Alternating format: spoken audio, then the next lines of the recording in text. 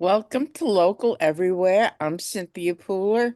My guest today is Diana Diana Harris, and she's with the Shoreline Arts Alliance, and she's going to talk about the Shoreline Arts Alliance and its importance.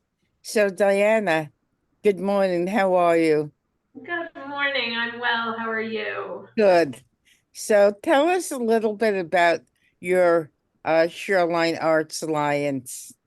Sure. So, Shoreline Arts Alliance is a nonprofit arts alliance that serves 24 towns in Connecticut, all along the shoreline from East Haven to Old Saybrook and Middlesex County. And we have been in existence since 1980. And our mission is to transform lives through art. And what we do is we invest in people along the way, hoping to empower them while using that to enrich and educate the community as well. So we work with people in all different art forms. Our major investment is in emerging artists, so especially students who would love to be involved in the arts, but unfortunately, a lot of people don't see the arts as a viable career. So we try to show them that yes, it can be. We do that through investing in them through our scholarship program. We have a visual arts competition and exhibition for high school students called Future Choices. And we choose, it's an adjudicated show, so work is chosen and awards are given out through that. We have images, our annual statewide photography competition, where photographers of all levels and ages can submit work to be chosen for that exhibition. And we have a program called the Tassie Walden Awards for New Voices in Children's Literature, where we ask unpublished authors of children's literature to submit their work, illustrations, and writing. And they have their work gets to be viewed by agents, and some are honored and some are also connected with agents. We've had several of those people who have submitted to Tassie Walden and been recognized go on to be published authors of children's literature. Oh, great, great. Now, would you say that every arts council is different? I would. I would. And what makes Shoreline Arts Alliance unique is that, yes, we are here to advocate for the arts and to support our artist members, but we also run our own programs, which several of the arts councils do not. So our arts council has our own programs that we do. A new one of ours, which we're really proud of, is our Leadership Development Initiative. And it's an internship program because we've discovered that students get training in their art form, be it dance, be it music, be it visual art, creative writing, but they don't get the skills needed to make it a viable career. So we give them training in the administrative side of nonprofit arts organizations, teaching them how to publicize their work, how to apply for grants, how to create budgets, and give them all the skills they would need to promote themselves as artists. That's terrific because a lot of people they have a specific talent, but they don't know how to promote themselves. I think that's really important. Yeah, we find that more and more in the arts world, that they're getting training in the actual arts, but not in the other things that you need to go with it. And through no fault of anybody's, there's just not enough time in the school day in art schools to be able to do this. So we're really excited about that. Right now, we have 19 interns that are going to work with us this summer to get those skills. Would you say that arts in the in schools, whether it be high schools or college, would you say it's flourishing right now? No, I would say it's suffering right now. Partly due to COVID. COVID shut down everything, right? There were no performances, no art exhibitions, no theater productions. And then when everything got back up and running, we still don't see the same amount of audiences flocking to theaters, or, yeah, audience attendance is still down. And I think people tended to go much more practical, right? Thinking about what they were going to major in, because are you going to major in the arts when they're not flourishing right now? And it's a shame, because we need it more than ever, because everybody's mental health is suffering, and everybody's seen the statistics out there and the data out there saying how much the arts help with our mental health. Not only the performers, but the audience members as well. Wow, that sounds pretty dire. Yeah.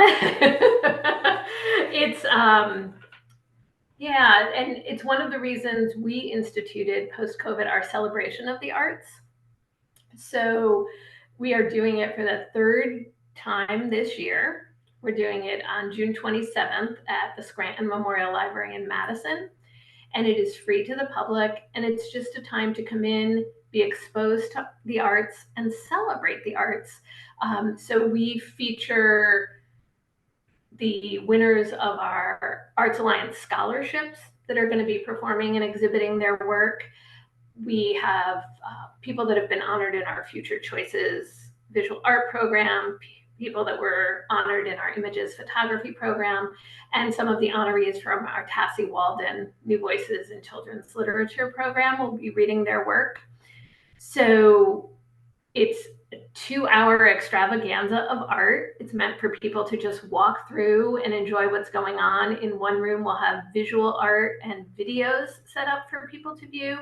In the other room, emceed by actually one of our success stories that we're very proud of, Mark Famigaletti, who was raised in Clinton, was a 1997 recipient of one of our art scholarships in theater. People will know him from appearing in Terminator 3 and Mad Men. He is also a writer and producer, and he is going to MC the event to give back to the community after we have helped him get started in his career. So, in the room where he is acting as MC, we will have dancers performing. We will have people doing staged readings, people reading poems, reading from novels, and we'll have musical performances.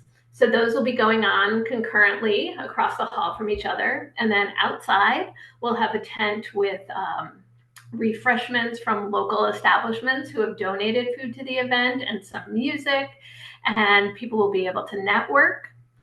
The really awesome part of this is that our emerging artists that we have given awards to will be performing and exhibiting work next to established and professional artists in the community. So it also acts like a networking event. Mhm. And we're very fortunate that GSB and the Guilford Foundation and National Roofing have joined together to help us sponsor this for the third year in a row. And it's an awesome event. Our very first year, it drew 300 people. And people just get to come through and see professional and emerging artists and support the arts at the same time. So tell us a little bit about the emerging artists. What are their specialties? So each year we give out 7 scholarships. Well, we give scholarships out in 7 categories. We've actually been fortunate enough to increase the number of scholarships we award. So we award scholarships in the categories of creative writing, vocal music, instrumental music, dance, theater, visual arts, and we have a special endowed scholarship that goes for painting. So our goal with these scholarships, the students can apply for them when they're juniors and seniors in high school. And our goal is to help them feel empowered in their art form so that they do want to pursue it, and they can use the scholarships to pursue future study, if they need help with purchasing art supplies, if they need help with college, they're allowed to do that. And we're so fortunate to have some donors that come back year after year and donate to this program and invest in our young people. That is how I am at Shoreline Arts Alliance many years ago as both a junior and a senior. I was lucky enough to receive the award in dance and went on to study dance education and choreography. Now I am a professor in theater and dance, and I work for Shoreline Arts Alliance part time, working with marketing, publicity, grant writing, and helping them out to help other students. And you know, this is probably where we've had our most success stories. Becky Newton won our award in theater in 1995. People might recognize her name from The Lincoln Lawyer and Ugly Betty. Um, Chelsea Arce won our dance award in 2004. She was the associate movement director for Harry Potter and the Cursed Child on Broadway and the associate choreographer for the 2023 revival of Sweeney Todd. Rose Iannacone also won a scholarship in dance, and now she is in the touring company of Wicked performing. Nice. So yeah, a lot of success stories. So you got involved with the arts because you're a dancer, right? Correct. What kind of dancing do you do? So I grew up here on the shoreline in Clinton, learning, you know, at a dance studio, learning all of them, the ballet, the tap, the jazz. And then when I went away to school, studied mostly ballet and modern and musical theater. And then I'm very grateful that I've studied all the different types because I've also been a choreographer for upwards of 30 years, working in different community theater productions and now choreographing at the college level. And having trained in all of those fields makes that makes my musical theater choreography that much richer because you certainly need to know all the different styles to be able to do that. Wow, that sounds exciting. So over the years, you've met a lot of talented people, right? Absolutely. Absolutely. Now, do most of them stay with it, or do a lot of them say, this is too hard. I'm not going to do this anymore? So I think it's varied. I have a college student who just, you know, sent me a reel the other day. She's pursuing commercials and staying truly involved in it. There are two other students that I had in college who are now establishing their own theater company. Oh, So nice. yeah, I think it varies from person to person. You have to have a passion to be able to do the arts because it's not easy, and it's certainly no one goes into the arts because it's financially lucrative, right? We're all struggling, but if it's something you enjoy, I mean, you know the cliche, right? If you enjoy what you're doing, you don't work a day in your life. Um, Right. and I truly believe that about the arts. See, a lot of people, they they go to the movies or they watch TV or they hear music in their communities, but it's so local that, they know about them in their locality. So I want to use my YouTube channel to take all these local people and to show everybody that they have talent because people know about big stars, Yes. but they don't know about the struggling artists. And hopefully, my YouTube channel, Local Everywhere, will help them break into uh, having people know more about them. I think that's a great mission. So, how long has Shoreline been in existence? Since 1980. Did you found it yourself? Oh, no, I did not at all. I work here. I'm recently employed here, although after winning the scholarship, I went on to pay it back by becoming one of the adjudicators of the scholarship in the dance category. Our executive director, Eric Dillner, has been here about 11 years, but we're certainly not the founders of this organization. Okay. So so um is art alliances throughout the country, are they flourishing right now? No, we're struggling as well. A lot of funding has been cut. Um, we do not receive federal funding. We receive some state funding, but it's been cut significantly. So we are relying heavily on donors and sponsors who believe in the arts and want to invest in the arts and invest in our artists so that we can keep the arts alive. Without them, we could not exist. So if a person wants to learn more about what you do, um how can they reach out to you?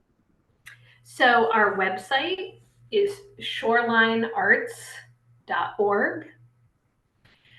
They can reach out through phone. We are at 63 Wall Street in Madison, and our number is 203-421-6739.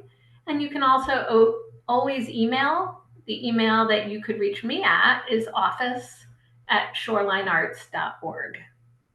So thank you. You've been listening to Diana Harris from Shoreline Arts Alliance. I'm Cynthia Pooler. This is Local Everywhere.